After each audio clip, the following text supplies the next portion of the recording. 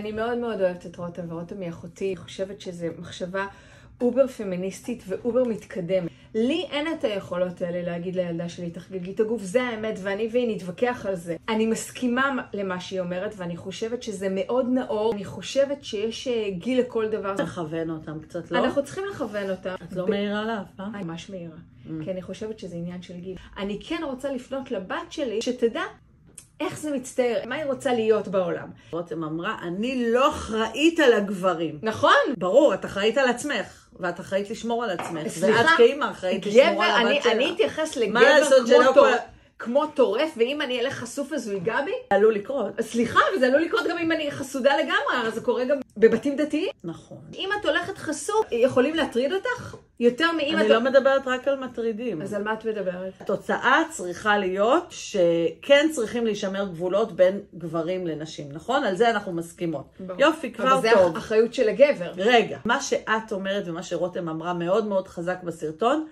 אותי הם לא מעניינים הגברים. היא בעצם חיה באיזושהי אוטופיה. אבל זה לא אוטופיה, זה מדינת חוק. גבר לא יכול לגעת בי.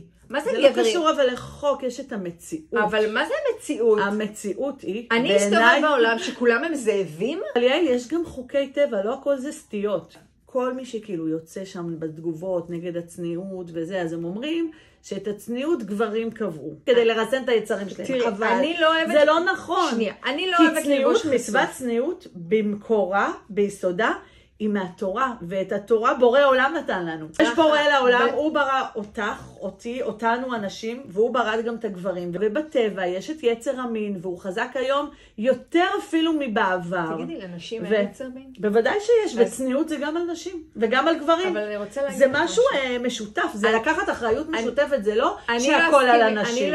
אבל אני כן חושבת... שזה בכלל לא עניין גברים. אני גם חושבת שזה לא רק עניין של גברים. מה שמקובל לחשוב על מצוות הצניעות, שכאילו זה שם את כל האחריות על אנשים ומוריד אחריות מגברים, זה לא נכון. מצוות הצניעות היא שותפות של הגברים והנשים במאמץ לשמור על עצמם ולשמור על הגבולות שלהם, ואם אנחנו מתקדמים עוד שלב, אז גם לשמור על מסגרות של נישואין. לגברים גם יש גבולות של צניעות. זה בעצם מצווה שעוזרת לנו, אל תיקחו את זה כל כך כאילו, זה כפייתי. בסוף כל מי שעושה את זה, עושה את זה מבחירה, ובימינו בואי, אף אחד לא עושה את זה מכפייה היום. גם על הבנות שלי, אני לא יכולה לכפות את עצמי. יש לא, אבל פה לא. לאהוב את עצמנו, ולעשות... לגמרי, זה לא סותר. לבחור ברצוננו. לא הבנתי, אם אני מתלבשת בצניעות, זה אומר שאני פחות אוהבת את עצמי. ואם אני מתלבשת חשוף ובא לי כל היום להסתובב עם בקיני, אשראי,